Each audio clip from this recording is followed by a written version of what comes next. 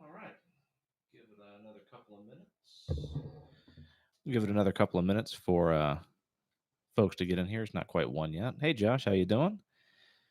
Uh, Hopefully, I have some insights and good thoughts. We'll see in a few minutes. Otherwise, I'm just going to keep goofing around on the trombone until shortly after one.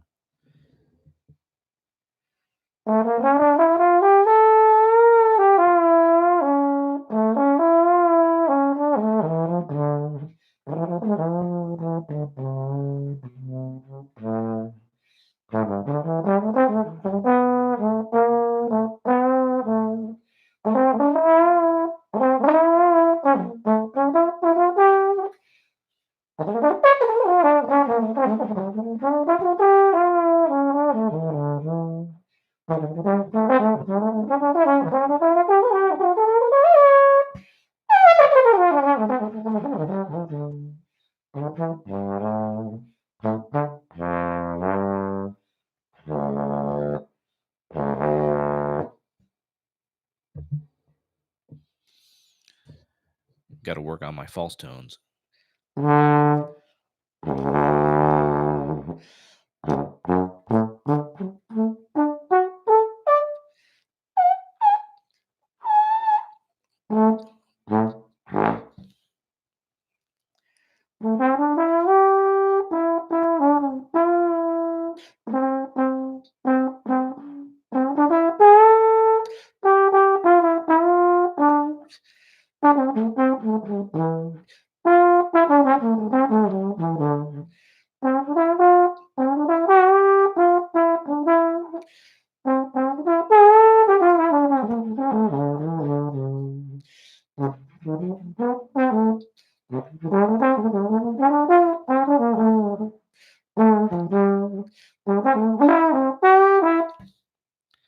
All right, that's probably enough goofing around. It looks like it is just now 1 o'clock. I'll give it another minute or so for folks to come hang. Hope everybody's doing all right. Not too bored at home. Hopefully, you guys are getting a lot of good stuff done and utilizing the time wisely. I'm probably doing about half and half of that.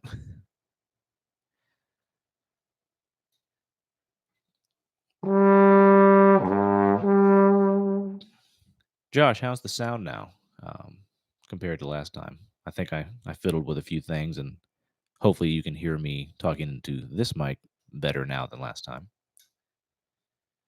as well as still hearing the trombone and the other mic I have set up, hopefully fairly well.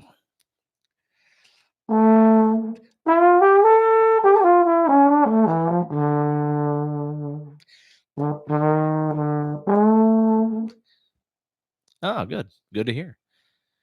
That's great.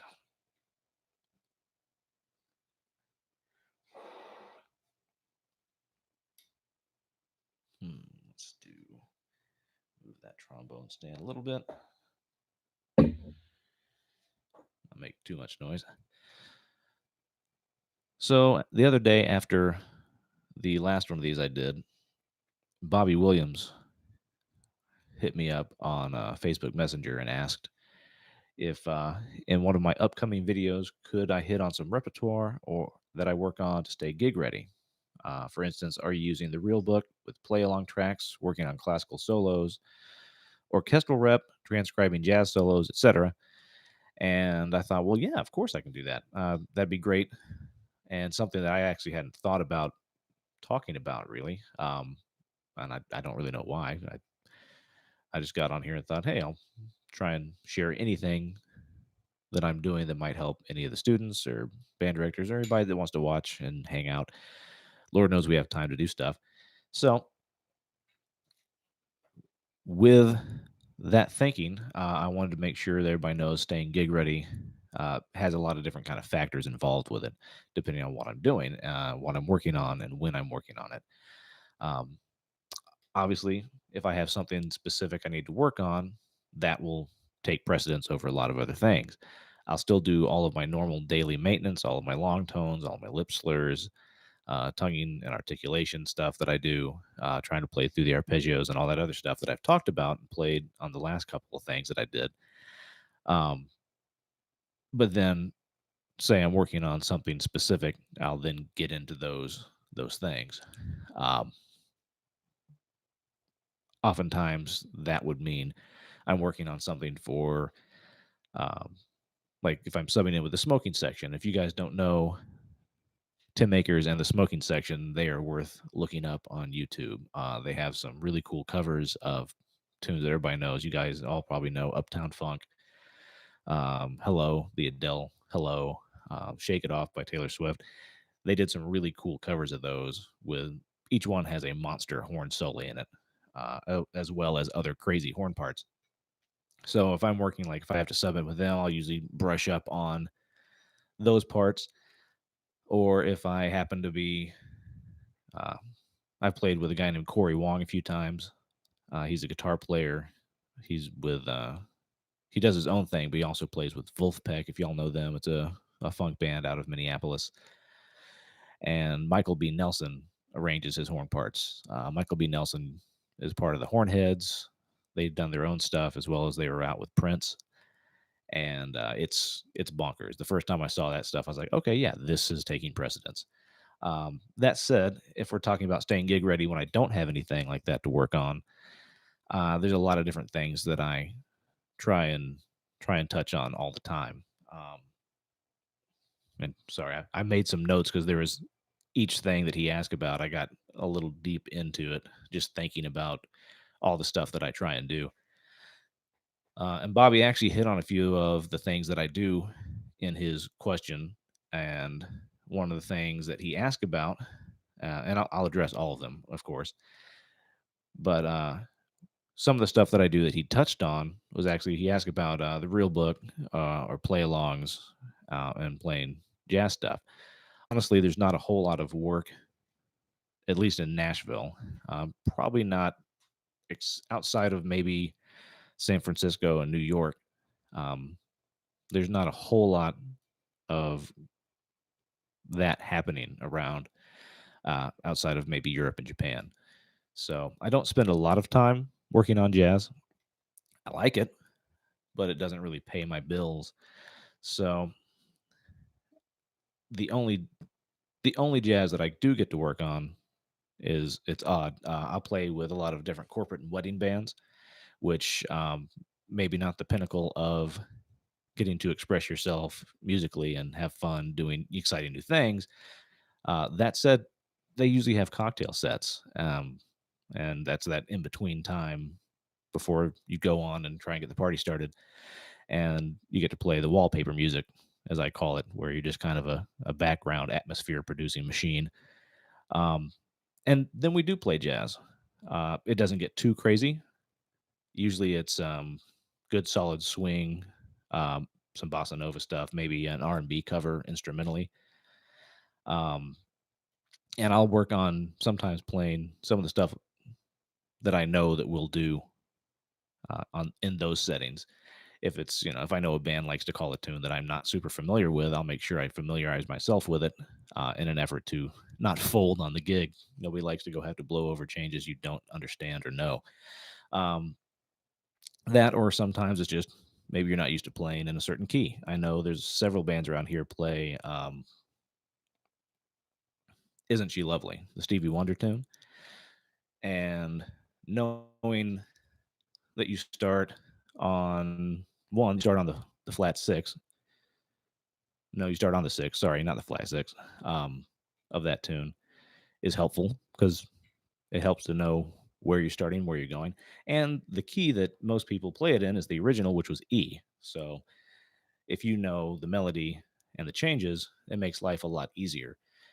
So I've spent some time learning that. Also, it never hurts to know the melody on a lot of stuff like that. So I have spent some time making sure I know some melodies, just in case the sax player doesn't know the tune, because everybody wants to hear the sax player play it as opposed to the trombone player or the trumpet usually. But it's good to know, again, in case the sax player doesn't, or somebody just has a weird idea and goes, "Oh, you play it." So it's like, being sure you can go.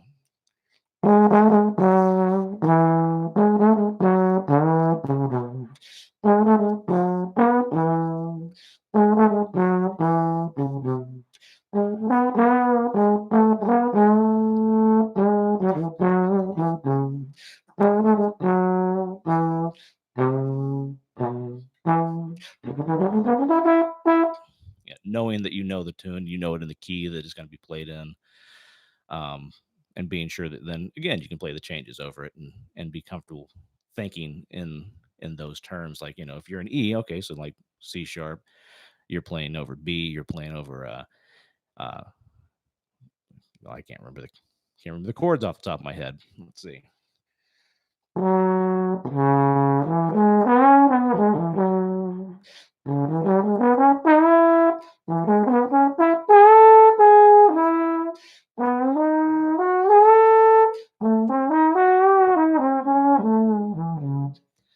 Yeah. So I'd probably have to look at it again to remember it. I usually can hear it coming pretty quick from far away when I'm on the stage playing with folks.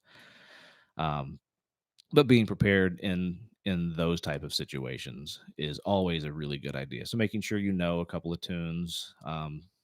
Everybody thinks it sounds like cheesy elevator music, but maybe knowing "Girl from Ipanema."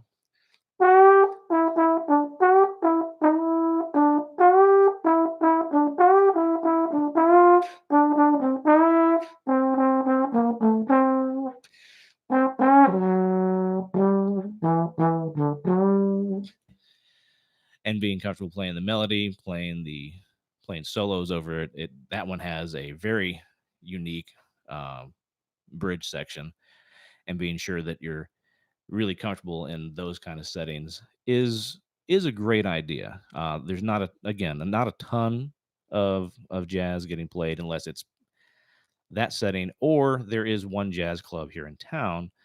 Um, it's called Rudy's, and it's a great place for local players to share the stuff they've written.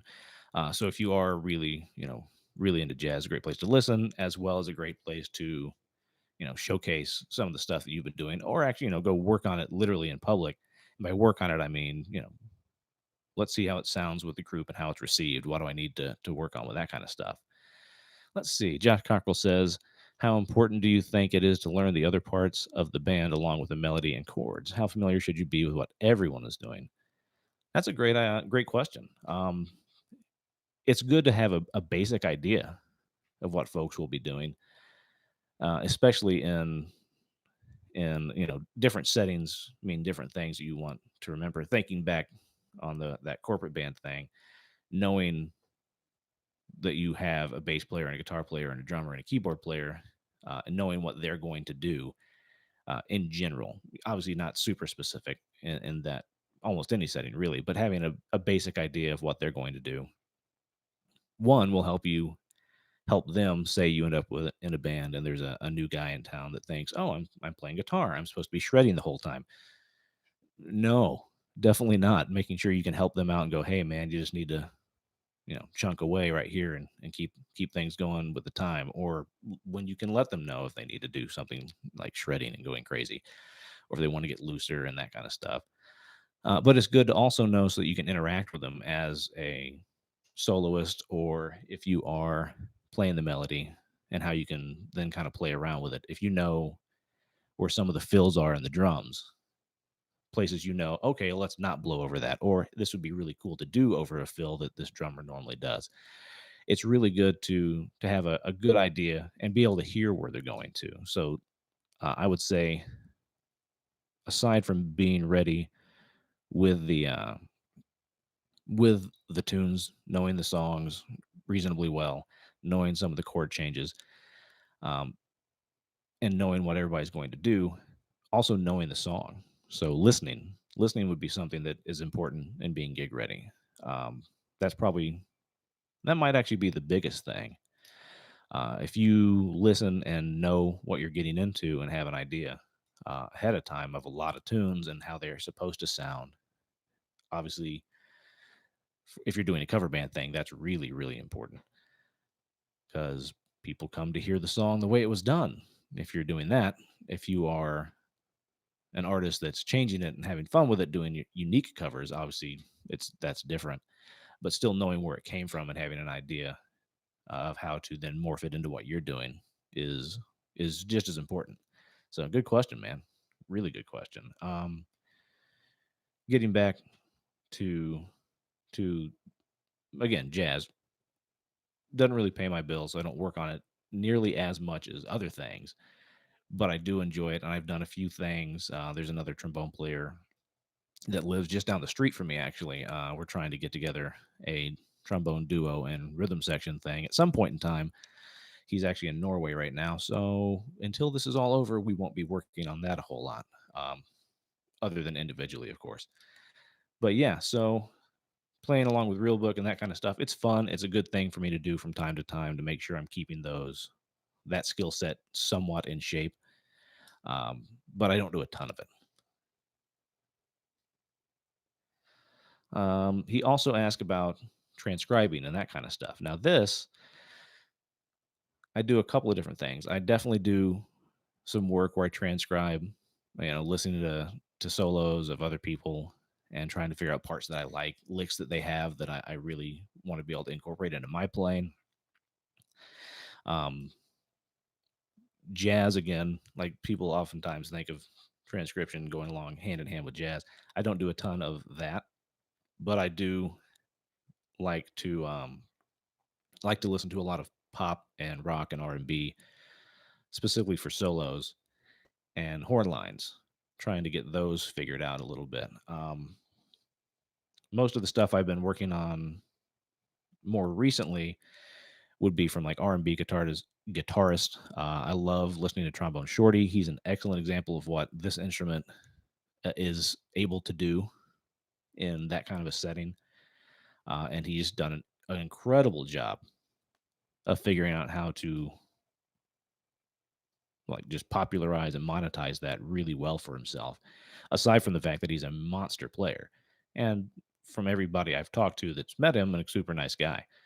Um, so I really like his playing. I like listening to older and newer R&B horn lines and that kind of stuff. There's a lot of really good stuff in the R&B and rock, uh, the rock genres. Thinking a lot like Jerry Hay. Um, if you guys don't know Jerry Hay and the Sea Wind horn section, that started actually out of a Christian band called Sea Wind, and then he went on to work with folks like Michael Jackson, Al Jarreau, the Tubes, Toto. They're all over the place and with incredible horn lines. Um, but something I do like to do other than just um, transcribing what I want on my own is I also like to look up transcriptions. You can use YouTube and type in trombone transcriptions, and you can find a lot of stuff. And I'll use that to also, work on my sight reading ability, which is really, really important to staying gig ready. And it also is good for my ears because after I initially find something on there that I haven't seen to work on, I'll go back after I see how well or not well I can read it. Because trying to play somebody else's solo, sometimes that's hard. If you play the solo and someone transcribes it and asks you to play it back, that can be difficult sometimes because you're no longer just in the moment doing what you know how to do, but trying to read something, which makes it a little bit more difficult.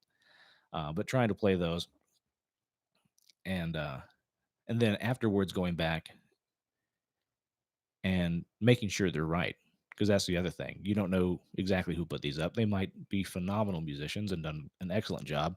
They might be phenomenal musicians and done an okay job.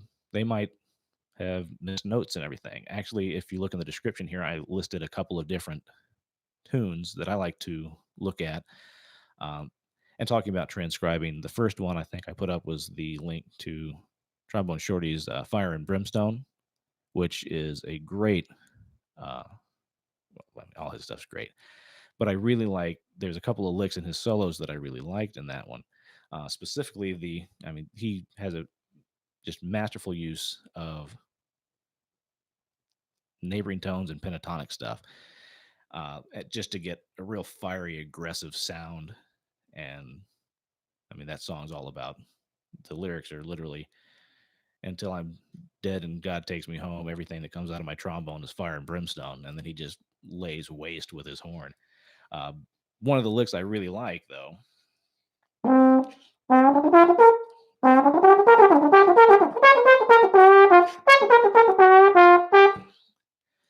is I mean, it works so well over so many different things, especially in more pop oriented situations that I find myself in.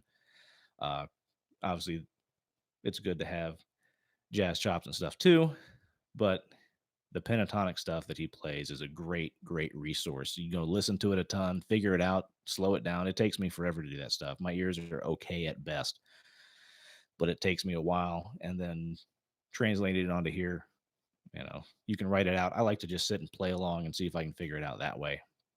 Um, but again, I also like to watch those videos go by. And I'll give you an example of that. I think the other one I put in there was Andy Martin did a solo on M. Sasage's record. The tune was "Tell Me a Bedtime Story," and they did a really cool job of making it kind of an uh, R&B smooth jazz kind of vibe going on. Let me see if I can pull that up real quick. There we go.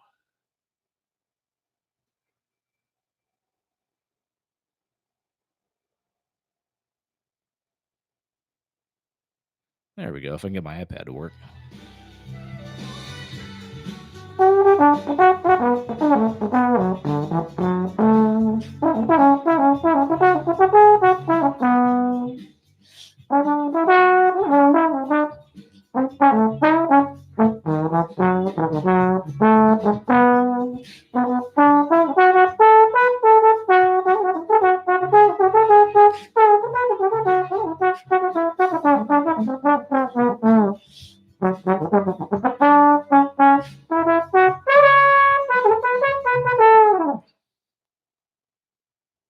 Just a really phenomenal short solo. But just everything that needed to be said, he said it all immediately, which is crazy because it's sandwiched between a soprano sax playing forever, and suddenly there's trombone, and it just kills it. That's one I've played a few times before because I like it a whole lot. But there's so many things you can go on and find. I think I listed Dennis Rollins's in there as well. I recommend going and looking at that one. There's some really good licks in that one, and also Dennis is a monster player. Let's see. Josh says Kermit Ruffins, a trumpet player out of New Orleans, does a lot of good covers as well. Both pop. Yes, yeah, that's right. I should look up more of his stuff too. He does some really cool stuff. The New Orleans cats do some really cool covers, and they do a good job of infusing the New Orleans that vibe, the touch of jazz, the touch of the all the second line and brass band stuff that gets done, as well as their take on R&B and pop and rock music. That's an excellent resource. Thank you, Josh. Let's see. Um, oh yeah, looking. I mentioned making sure they're correct and using your ears and figuring out that particular transcription of Andy's solo is probably 90% there. Uh, there's a few rhythms that are not there. Andy ghosted some notes throughout um, that were not exactly written out, which I get that probably would be kind of hard. There is one line that's off by a minor second, which is kind of weird. I don't know if the guy's speakers were wacky or they just got transposed somehow. I don't know. Um, but I do love that solo, so it's a great one to look into.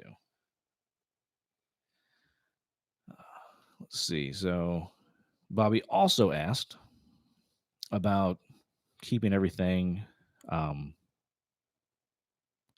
or keeping gig ready, asking about doing solos and orchestral excerpts and that kind of stuff. Um, I don't do a ton of that myself. I should do more. They're great for keeping up your musicality in those realms, which is a completely different thing than what I just did. And the pop and rock and R&B scene is way, way different. Obviously, you have to approach the horn different with a different mindset. Um, that said, you never know what you'll be playing. You'll never have it. You know, for me, walking into a studio, what are we playing today? Is it a horn section thing? Are we playing a movie score? I don't know. Which is why usually I travel with a couple of horns and all my mutes. That's something worth mentioning for being gig ready. Make sure you have mutes that someone might call for. At least a straight, a cup, a plunger. I have bucket, Harmon, which I've almost used several times and never been able to. Supposed to do a musical actually this month and one next month that both had it in the score. And yet again, that $90 mute sits in the closet over there, not getting used. And it's always because some crazy thing comes up where they cut that particular number out of the show, or they don't. Oh, we don't like the sound of that. Don't use that mute. It's like, oh, one day this thing will pay for itself. One day, just one gig, and it'll pay for itself. But make sure you have at least the more common mutes: the straight, the cup, a plunger, probably a bucket, um, and sorry, I got off track thinking about mutes, but yeah, the orchestral stuff and the classical solos. Um, so in the movie scoring and video game scoring settings here in Nashville, uh, I do have to approach playing a lot more like that. That's mostly big bombastic stuff in the trombone section. I've played a session before where it was, I think, 10 bass trombones. In the email, the guy sent, he says, "Yes, I know it looks weird. You are all on bass trombone." I was like, "Okay." And yeah, it was strictly just us playing big, resonant, loud, and aggressive. Um, I could probably work on the actual excerpts more just because I don't have a really deep knowledge of them. Um, I think the only one I really know would be um, the uh, the Requiem, the second trombone solo. The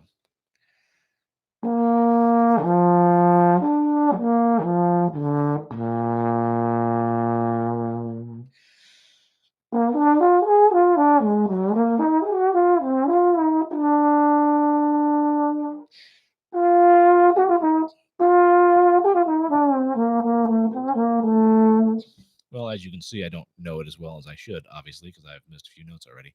Um, but I know that one reasonably well.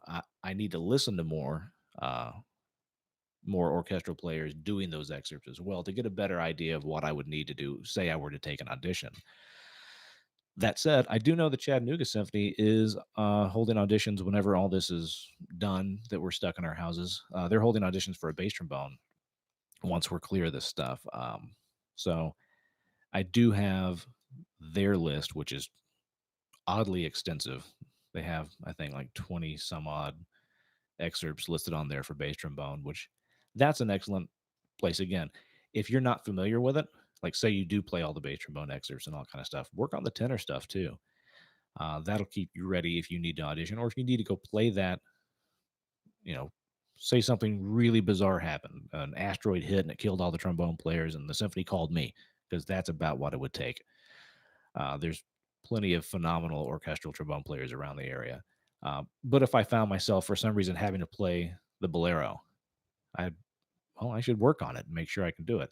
The range is fine. I'm there for that, but just making sure I can play it in the right character. So listening to a lot of it, practicing, taking what you like the most from and listen to different ones. Don't listen to just one person do it. Don't just listen to Joe Alessi. Don't just listen to Ian Boosfield. Listen to lots of different players and take what you like, add that into your own playing as best you're able. And then again, approaching the horn with instant resonance, with trying to get a nice big sound. Obviously, if I were playing in an orchestral setting, this probably wouldn't be my choice. depending on what we were playing, of course, this would probably work all right for the bolero. Actually, the Yamaha, the smaller one, would work even better. Uh, or you know, if I had to play soprano parts, I don't have, or not soprano, alto parts, alto clef stuff. I don't have an alto trombone, so I shouldn't take those gigs. But I could play all those parts on a smaller tenor and make it convincing enough, I think. But yeah, having a knowledge of it, having an understanding what it should sound like and how you should make it sound like that, as well as, aside from just practicing it, being sure that you're listened. Um, but yeah, for me, I need to go listen to a lot of the bass trombone excerpts. I'm sure they'll have traditional, Ride of the Valkyries, all the big bass trombone heavy stuff. Probably the Pines or the Fountains of Rome is on there. And then also, aside from just the orchestral excerpts lists, be familiar with some of the standard lit solo stuff. That's an excellent way to work on your musicality. Aside from everything else you do, it usually has in that literature real specific dynamics, accents, um, different articulations, and note lengths. I actually have a few solos sitting on my stand right now that at some point I'd love to have the opportunity to perform with someone's wind band. Hint, hint, y'all. Anybody would like to have me come hang once we're able to do that again? Like, I'm back working on Morceau Symphony, trying to get that memorized and as beautiful as I'm able to make it. It's a beautiful solo, um, as well as big and powerful in certain places.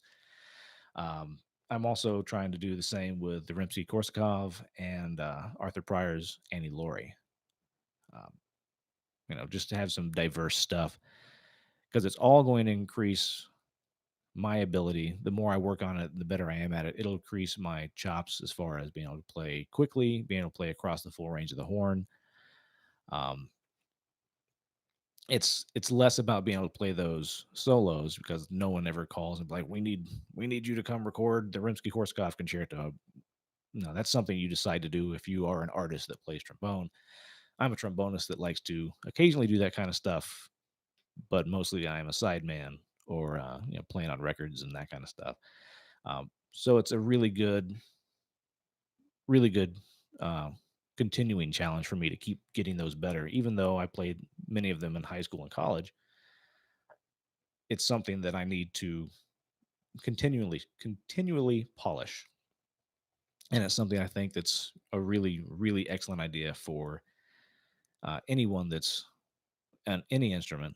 You know, work on the standard solo literature. If you don't know what that is, ask your band director. Or if you're a band director and you don't know what that is, send me an email. Try and help you out, and then send the college you went to an angry, scathing letter as to why they didn't help you with that. Um, Seriously though, keeping that kind of stuff going, like Annie Laurie, the Arthur Pryor solo I was talking about, is just nonstop chops.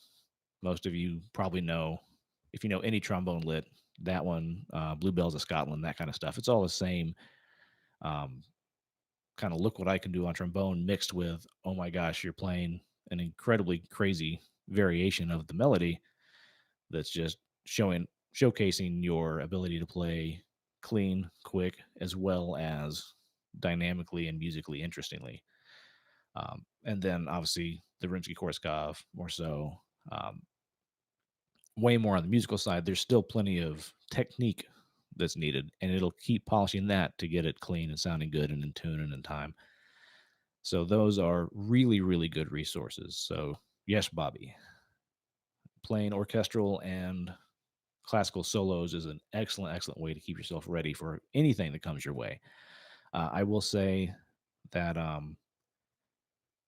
they've helped in some of the pop stuff I've had to do, just having the chops to be able to do it. And that kind of leads me to some of the stuff Bobby didn't ask about. Um, so he asked about transcribing. He asked about playing solos, orchestral, playing jazz, and with the real big play-alongs. Uh, but those are all good things to do. We've talked about that. But for me, one of the best things I can work on is some of the more difficult stuff I have played, going back and looking at it again. I linked some charts in the description of the video here. There's a Dropbox link, and feel free to go check that out. You know, copy paste those things out of the Dropbox onto your computer, or put them on your iPad, print them out, whatever you do. Feel free to look through them. There's some crazy stuff that I've wandered into, occasionally having to sight read, which is a mildly terrifying thing sometimes. If you saw the picture I put up in the Facebook group the other day, those for initially announcing that I was going to come do this today, those were both things that I walked into the room to record, and they were on the stands. Um, you literally never know what you're going to walk into. So trying to work on stuff that's I know has been a big challenge in the past is a great way to keep my chops up. Um, Specifically thinking about having subbed in with like the smoking section I was talking about earlier. Tim Akers writes some crazy stuff.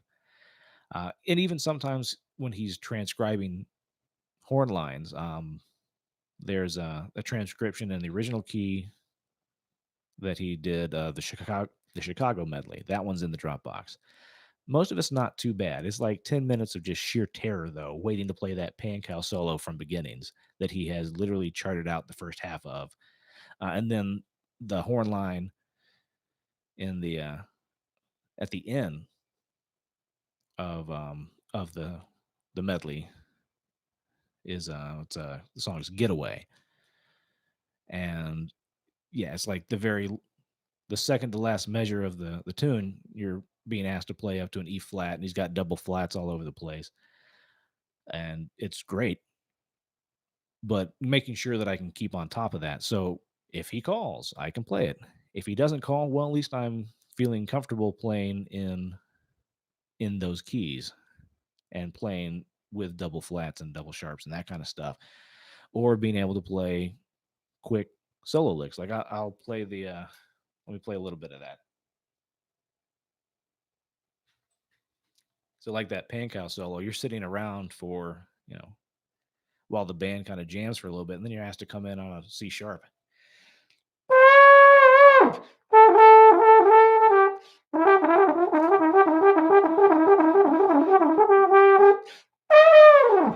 And do that after sitting around waiting for like close to 10 bars. And the whole time you're just like, well, here it comes. I better be able to do it. And if you're confident because you've worked on it a little bit, or again, listening is key, and know that it's coming up, you're going to be more prepared. And then thinking that the ending, this may not be terribly well prepared. It's high and it's fast.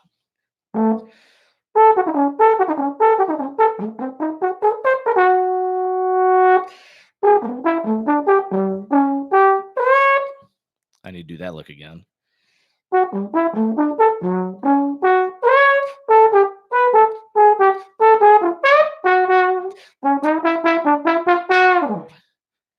Yeah, that kind of stuff.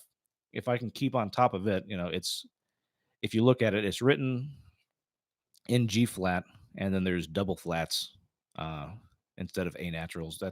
I'd rather see an A natural all day long, but I didn't write it, so it's not my choice on this. So looking at that kind of stuff ahead of time, looking at the weird intervallic stuff, and knowing like, oh man, Jimmy Pankow wrote some cool stuff.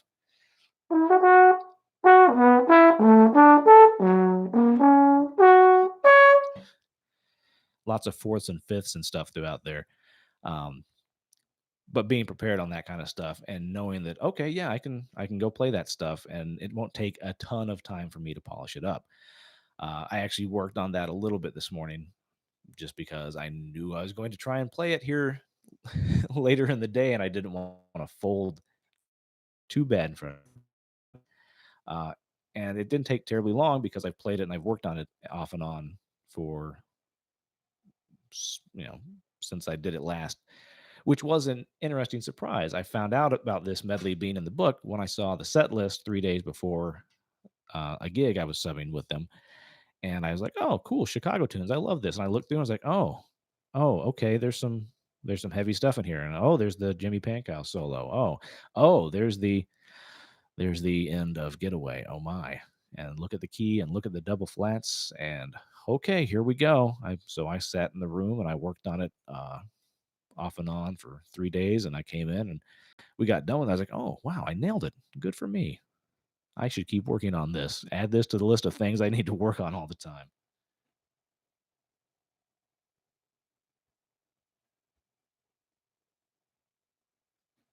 Speaking of things to work on all the time, Tim Akers writes some really hairy stuff. In that link, the Dropbox link, I think I put his version of Hello in there as well. If you don't know that, seriously, go YouTube Tim Akers smoking section Hello. The horn solely in that is pretty ridiculous. Right now, trying to play it up to speed, I don't know that I would be as successful as I'd like to be. Um, it's right around 112.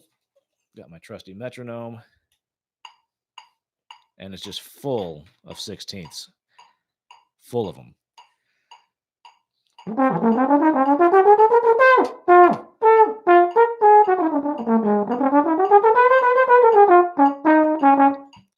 Yeah, I already got off of the metronome with that and folded a little bit through some of it too. Let's try that again.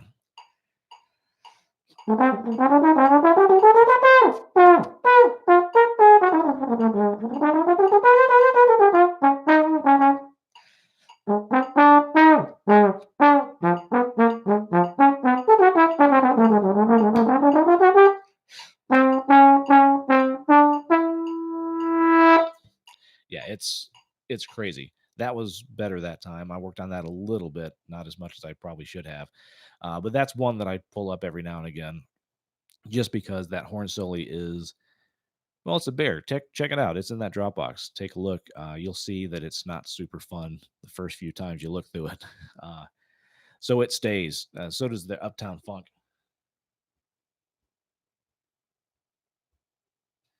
Specifically on the second page, the soli in Uptown Funk isn't too terribly bad. There is a line that Tim wrote, which it's very much like, oh, look, a keyboard player wrote some stuff for horns. And because the horn players in this town can do it, it doesn't matter. So he can write whatever he wants. We'll do it. Mostly because the horn players in this town are phenomenal. And that in and of itself has helped make me have to be more gig ready, like all the time, making sure I can do all this stuff. Because if I can't, somebody else can. So they'll call them. I want to be the guy they call. So I work on it. There's a 1 bar lick that's starts on an E flat in the staff, 16ths all the way through, except the last beat is a sextuplet leading up to a D, 5 ledger lines up. And it's been the first time I looked at this chart, I was like, what is going on here? Now, thankfully, it's not nearly as bad. It's still a mess. Let's see if I can play it now. It's on the second page and measure 70 if you've got a way to look at it right now. I'll use the metronome and see if I can keep up with it.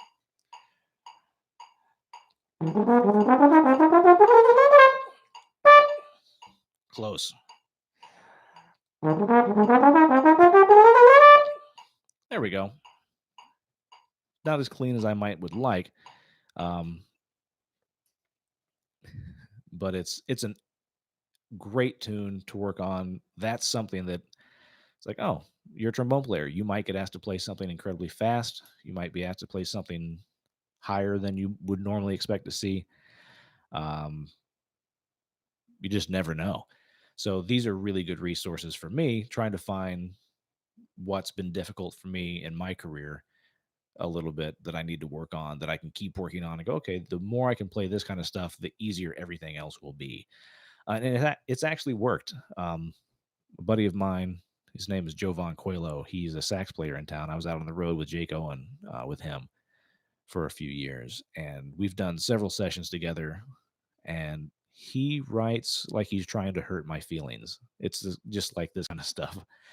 So having been used to this and knowing what was coming, or what might come at me as a trombone player, I can't tell you how many times I've played those sextuplet, triplet things, um, in church. And I was like, okay, let's see if I can get from first to seventh to play this chromatic triplet figure, and make it work. As I started like on a low G. That said, I haven't worked on that stuff, and I'm looking at it over here on my stand, and it's mocking me, saying that I can't do it, and I know good and well that I couldn't right now. Uh, but yeah, working on stuff that's tough like that, I need to look at it again and work on that kind of stuff. It gives you a chance to stretch your technique and to try to keep the chops that you had when you were working on it all the time. Try to keep those things polished enough that when you have to do it again or something similar, you can polish it up real fast, and you're not just kind of stuck going, "Uh-oh, I'm starting from scratch and I've got to be ready to do something crazy in like 4 days." So, utilizing that, and this, of course, this is for me, the things that I'm working on. It's not something necessarily that, you know, any kids out there need to think about working on right now. Stay ready for the gigs you're getting called for, or that you might have to do. Go work on the stuff that's been challenging for you. Don't worry about trying to work on something that's challenging for me. Feel free to look at it, challenge yourself, see what you can do with it. Sure, but know that that's not necessarily something you're going to see for a while. And be smart about what you're working on. So staying gig ready for me means doing this kind of stuff. For you, it might mean playing something. What was something that had really tricky rhythms, maybe a marching band. Go back and work on that. Figure out why the rhythms were tricky,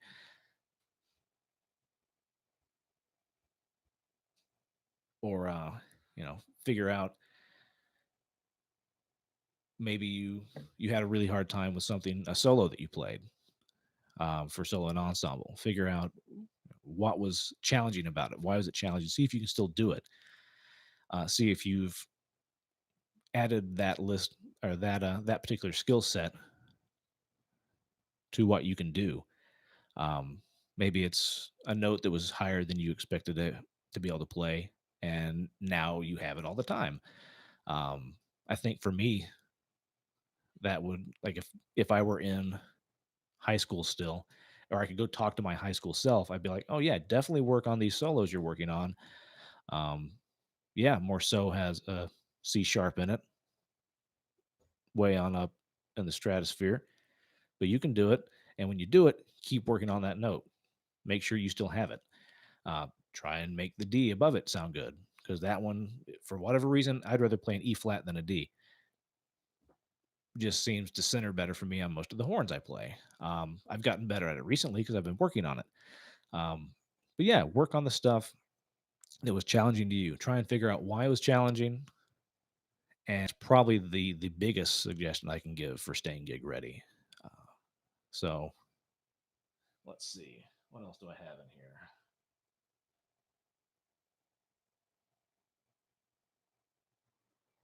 Oh yeah, I've got a couple other examples I put in.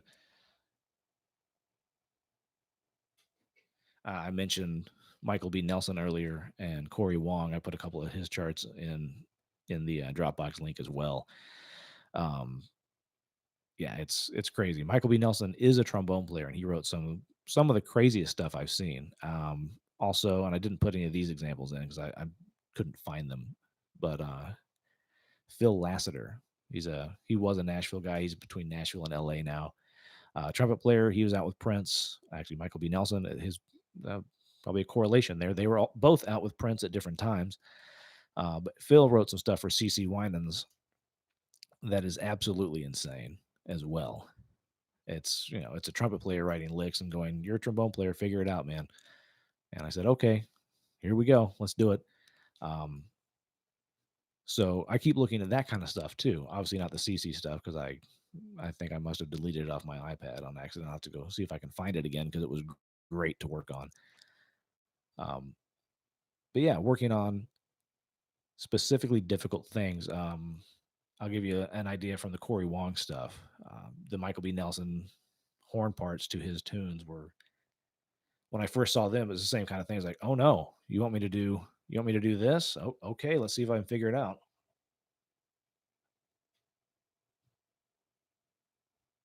And this is from his song, Work It Out.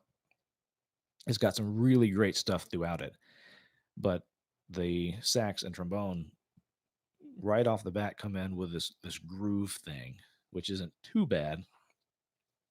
Uh, but it was, it's like, okay, a natural, a sharp, lots of sharps and naturals, like all throughout it.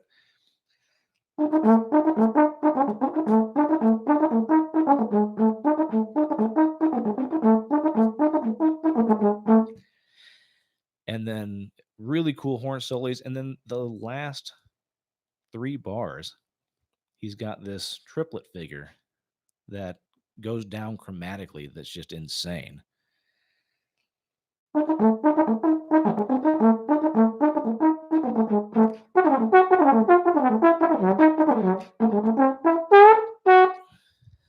It's the first time I saw it, I was like, "What on earth is this?" And then I spent time working on it, realized what it was, and yeah, in reality, it was genius because he did something that you could just basically stay in one position through the descending line.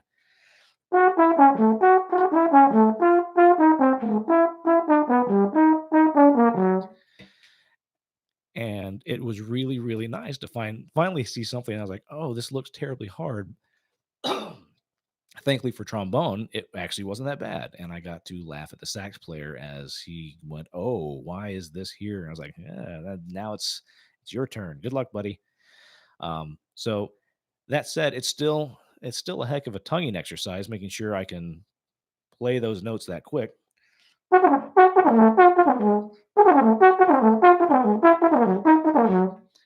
And I'm doodle tonguing that kind of stuff. Uh, so I would say making sure you can do the hardest stuff that you've ever had to play and keeping a hold of it is a really, really excellent way to stay gig ready for anything that shows up. Chances are you will see more stuff that is more difficult than what you've played, but if you're already playing on a decently regular basis the hardest stuff you've played before, it won't be as much of a challenge. You won't have as much of a trying time with crazy rhythms, with range and that kind of stuff if you're playing the heaviest extent of that you've seen to date. Um, I think the other thing that I would mention is just basically what I've already worked on in some of the other live streams is doing my warm ups and making sure that you do that kind of stuff. If you don't do it every day, do it most days. Make sure you're keeping your face in shape, doing lots of the lip slurs, doing lots of the articulation exercises, all that kind of stuff is incredibly important. And it will make your life easier. If you've got lots of range because you've done tons of lip slurs, well, when you do see the E flat at the end of that Chicago lick, well, it's not as scary thinking you have to play. It's like, oh, I play that every day. Okay, I can do this. Same thing like seeing crazy tonguing stuff. Well, if you're working on your single tongue, your double and triple and your doodle will be faster because your tongue's already strengthened. If you work on your double and triple and doodle, well, then you're working on that. So it won't be something that's terrifying when you see something you have to do with that. You can utilize it, slow it down, and figure out where to do it and how to make it work. Um, that said, in this Corey Wong stuff, and in the Tim Aker stuff, I know I have utilized double tonguing and doodle tonguing and interchanged them in different places to figure out what works best for me. Because there's stuff that's very much heavy attack. It's like, well, I can't doodle that if it's too fast for me to single tongue, which is why I've been trying to get my single tongue faster. Um, so being able to do the entire spectrum of things that you have to do, uh, and you should be doing daily or most of the time, um, is really important. So yeah, I'd say that's what I do to stay gig ready. That's the biggest things. Working on those transcriptions is really really good. Finding them on YouTube and trying to sight read them, and transcribing the solos that I want to be able to use, or licks from solos that I want to be able to use, whether live. I know I've totally ripped off people's licks and put it on other people's records.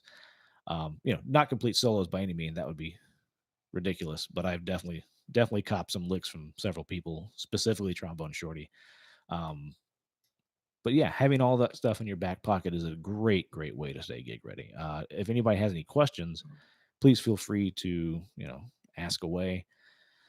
Otherwise, I'm actually I'm gonna play through that Dennis Rollins one I put up, the YouTube link, just because I want to, because I like it, and you can hear where the good licks are, or you can hear which ones you think are good.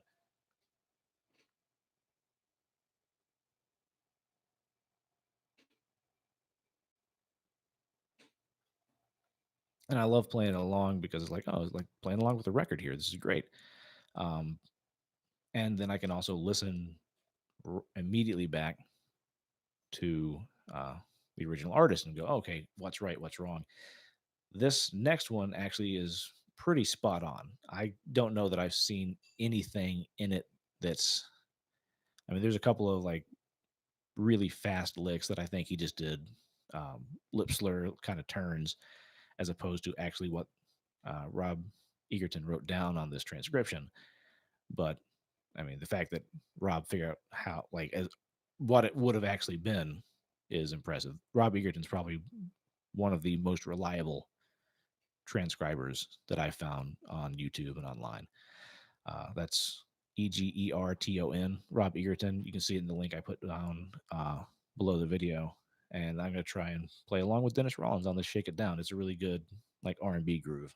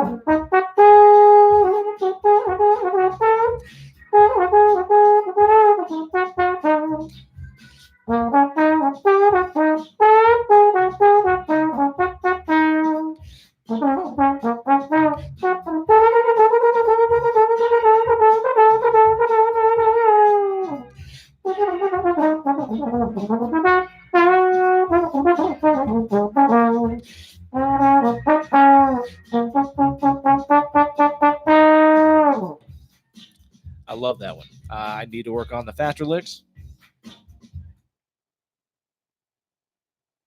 which is another great thing. You can go back and look once you know what's right, what's wrong, whatever. You can go back and look at it and kind of pick it apart, which is great.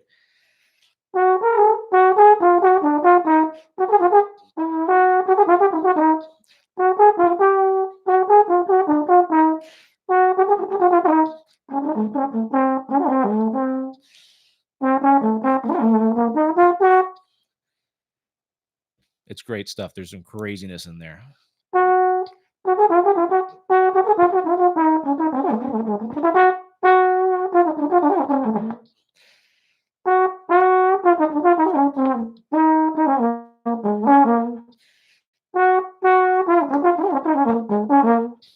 sounds real left-footed, but it's really cool. So yeah, take take stuff that's challenging. Do as much of it as you can. That will keep you, at least it keeps me ready for all kinds of insanity that I might walk into a recording session or a live gig that I haven't seen the music before, uh, and uh, and keep me ready, more ready than I would have been. Obviously, you still need to make sure you're practicing anything you know coming up. Don't just rely on other stuff. Try and stay as ready as you can for the hardest stuff you've ever seen, and doing your constant daily maintenance and any and all exercise you can. That's an excellent way to stay gig ready. Uh, Utilizing the orchestral excerpts or your solos, most of you and most of the high school folks are probably going to use solos more than excerpts, but use them both and try and play as musically and beautifully as you can with all that kind of stuff. Obviously, the stuff I just played recently isn't really about um, beauty and musicality as much as chops and range and speed and accuracy. But I want to be able to play musically and beautifully if I can as well. So trying to stay as well rounded as you can. I know a lot of people always think about the the programs people have at colleges and universities for performance. They have, oh, I'm jazz performance major at such and such. Like, man, don't do one or the other. Do all of it. That's another thing to think about if you are a student coming up through high school. Don't get wrapped up in what you're going to go study. Um, Listen to everything. Find stuff you like. There's something in every genre you probably will enjoy. Um, you just got to go find it, and then figure out what you enjoy about it. If you're a horn player, find the horn parts that are really cool. Um, there's all kinds of great stuff, and it's all across all genres. From jazz and classical to pop, R&B, funk, hip hop, um, all kinds of great stuff. So that would be my biggest suggestions to answer Bobby's questions. I hope I've given a little bit of insight as to what I do, and hopefully that's been helpful to give you ideas of what you might want to do to be gig ready, whether that gig is playing your eighth grade spring concert or out on the road with Justin Timberlake. You never know where you'll find yourself. Being ready for all of it is incredibly important, and the best way is to work. I'm just going to leave it up there so people can come back and look at it if they want. And yeah, feel free to email me or Facebook message me or even in the comments, whatever. Give me suggestions, things you guys want to talk about or hear about, and I'll do my absolute best with it. All right. Well, hope you all have a lovely Friday. It's it's cloudy, but it's not raining here. Uh, Hopefully it'll stay like that for another several days. And it's also warm, which is kind of fun. Hasn't been like that in a while either. So y'all take care. Go practice. Bye.